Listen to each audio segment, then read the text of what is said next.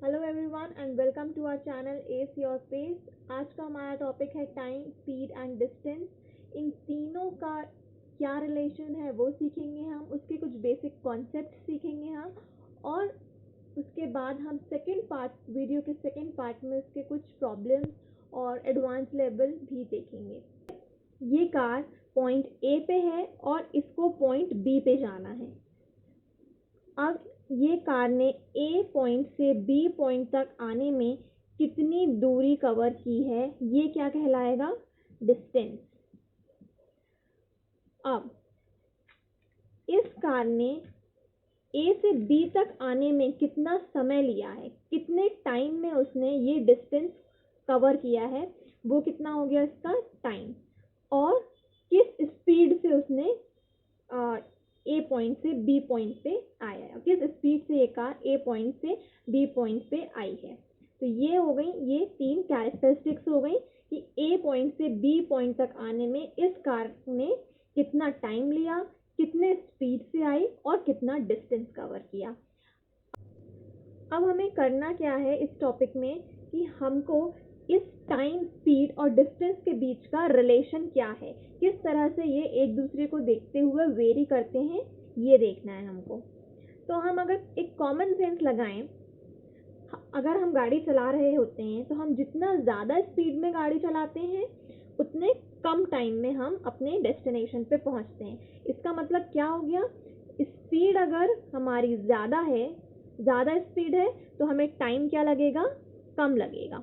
ये क्या हो गया? इन दोनों के बीच इनवर्स रिलेशनशिप हो गया। ये एक इनवर्स है, जितनी ज़्यादा स्पीड उतना कम टाइम, और इसका उल्टा, जितनी कम स्पीड उतना ज़्यादा टाइम। इसी तरह से ये हो गया हमारा स्पीड और टाइम के बीच का डिस्टेंस। अब अगर हम ये हमारा क्या था? टाइम और स्पीड के बीच का रिलेशन। अब अगर हम डिस्टेंस और स्पीड के बीच का रिलेशन निकालें तो क्या होगा?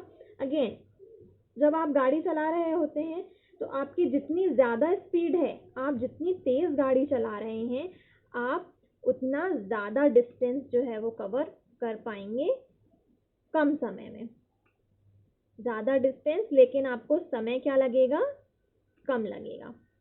इसी तरह से अगर स्पीड कम है तो आप कम डिस्टेंस करेंगे और समय जो है वो ज़्यादा लगेगा। ठीक है, इसका मतलब क्या हुआ? स्पीड और डिस्टेंस जो है वो हैंड इन हैंड चल रहे हैं, बट टाइम से इनका इनवर्स रिलेशन है। कम टाइम मतलब कि ज़्यादा स्पीड और ज़्यादा डिस्टेंस।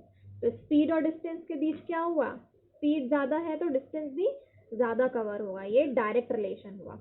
अब अगर हम इसको फॉर्मूला में कन्वर्ट करते हैं तो ये क्या हो जाएगा? तो ये हो जाएगा speed equals to distance upon time, distance divided by time. Time हमने देखा था कि हमेशा इनवर्स रिलेशनशिप में है, तो देखिए ये डिवाइड में चला गया है। स्पीड और डिस्टेंस का डायरेक्ट रिलेशनशिप था, इसलिए ये मल्टीप्लिकेशन में है।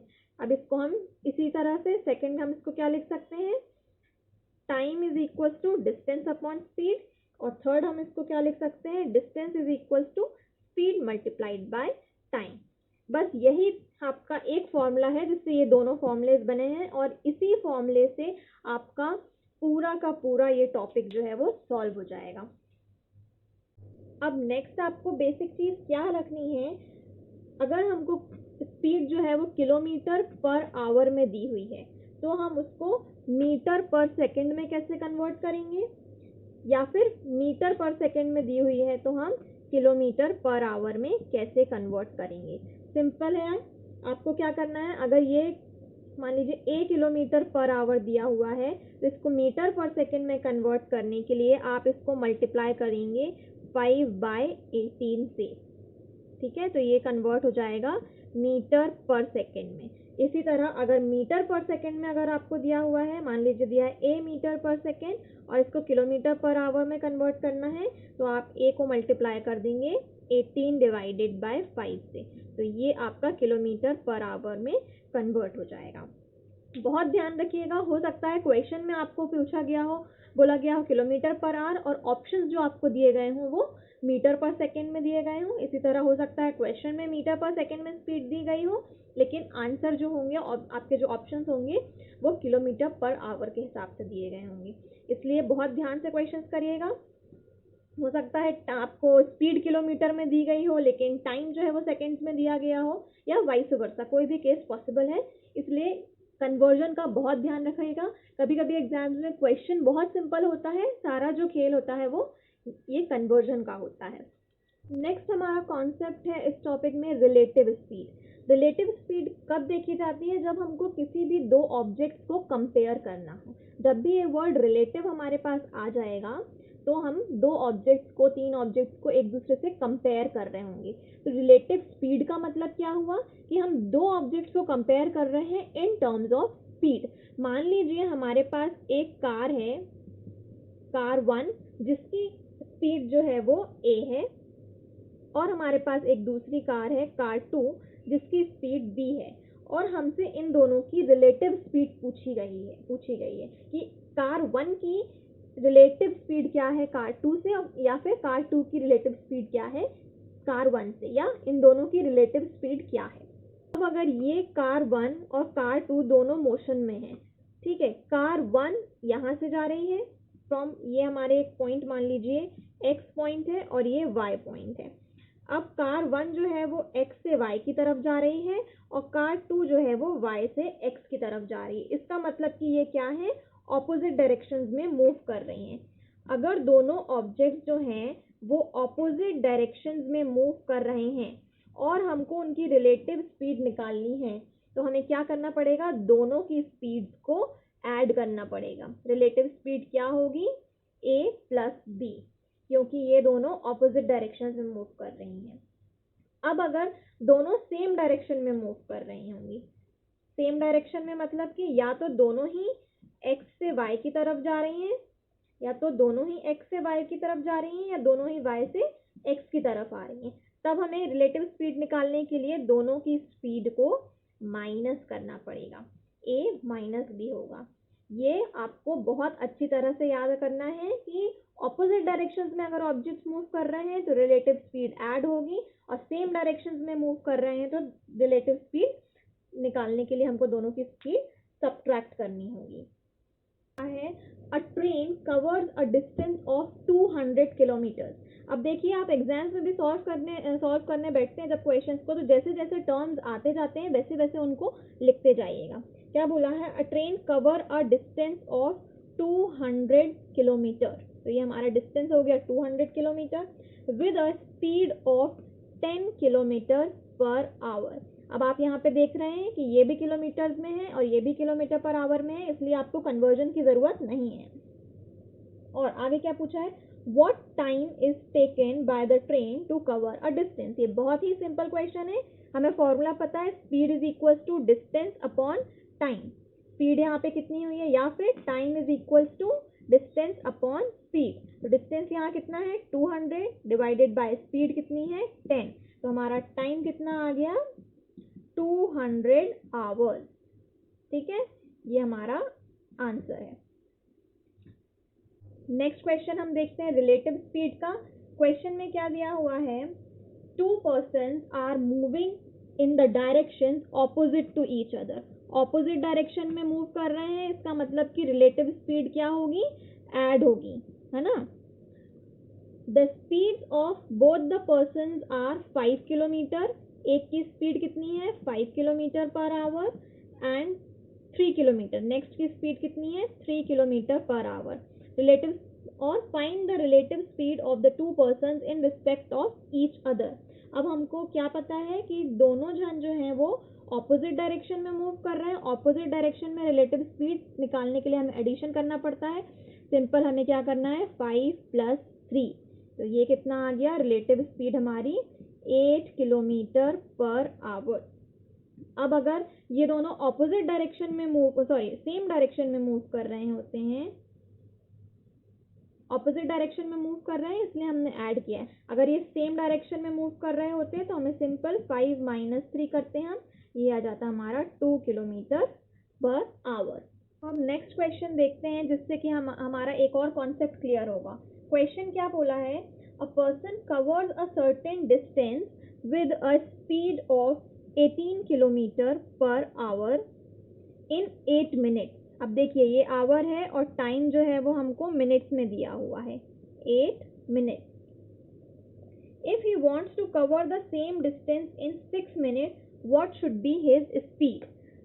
अभी ये इतनी स्पीड से इतने मिनट में वो डिस्टेंस कवर कर रहा है, मतलब डिस्टेंस जो है हमारा वो कांस्टेंट है। डिस्टेंस क्या है हमारा?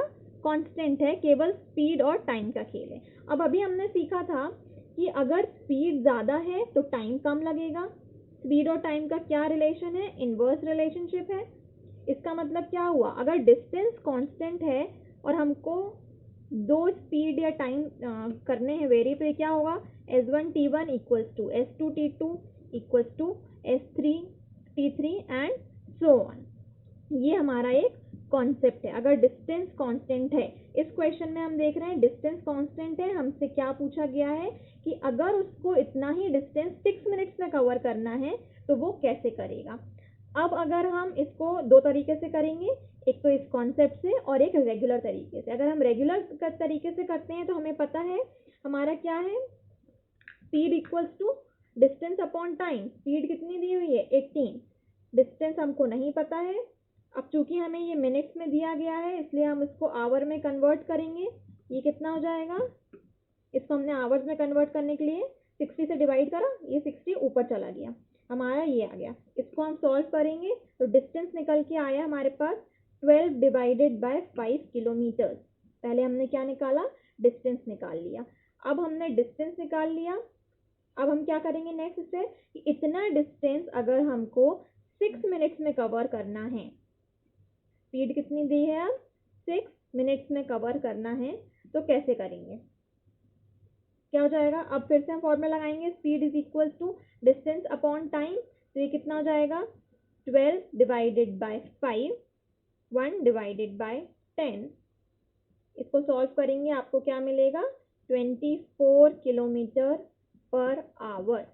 ये बहुत कॉम्प्लिकेटेड मेथड हो गई आपको, पहले आपको डिस्टेंस निकालना है फिर उससे आपको स्पीड निकालनी है। अब अगर हम कॉन्सेप्ट से चलें, ये वाले S1 T1, क्योंकि डिस्टेंस कांस्टेंट दिया हुआ है तो कैसे निकलेगा ये? S1 क्या है हमारी? 18 और T1 क्या है? 8। T2 हमको निकालना है और T2 हमारे पास क्या है? 6 मिनट्स का दिया हुआ है। अब सबसे पहले हमको कन्वर्ट करना है इसको आवर्स में, तो ये क्या हो जाएगा? 8/60 और ये हो जाएगा 6/60। अब ये फॉर्मूला लगाएंगे तो हमें क्या हो जाएगा? S1 कितना है? 18, T1 कितना है? 8/60 इक्वल्स टू S2 हमको निकालना है और T2 कितना है हमारा? 6/60। ये कैंसिल हो गया। इसको आप सॉल्व करोगे, अगेन आपको क्या मिल जाएगा? 24 किलोमीटर पर आवर। अब देखिए आपको ये जो मेथड है वो ज़्यादा इजी है। डिस्टेंस अगर कांस्टेंट है तो ये हो जाएगा S1 T1 equal to S2 T2, ऐसे करके आप सॉल्व कर सकते हैं। आपको यहाँ डिस्टेंस निकालना भी नहीं पड़ा और क्वेश्चन सॉल्व हो गया। इसी तरीके से नेक्स्ट कॉन्सेप्ट क्या कहता है? अगर टाइम कांस्टेंट है, अभी तक डिस्टेंस कांस्टेंट था, अब अगर टाइम कांस्टेंट है then the distance covered by an object is proportional to its speed। अगर टाइम कांस्टेंट है तो स्पीड और डिस्टेंस का डायरेक्ट रिलेशनशिप है, ठीक है। और अगर स्पीड कांस्टेंट है, ये हमने पहले भी देखा, कांस्टेंट है तो भी टाइम और डिस्टेंस के बीच डायरेक्ट रिलेशनशिप है। ओके, ये एक बहुत ही बेसिक कॉन्सेप्ट है आपके टाइम, स्पीड और डिस्टेंस के। अब हम नेक्स्ट पार्ट में इसका और आगे एडवांस्ड वर्जन जो है वो देखेंगे। तब तक के लिए आप लोग प्रैक्टिस करते रहिए और हमारे चैनल को लाइक, शेयर और सब्सक्राइब करिए।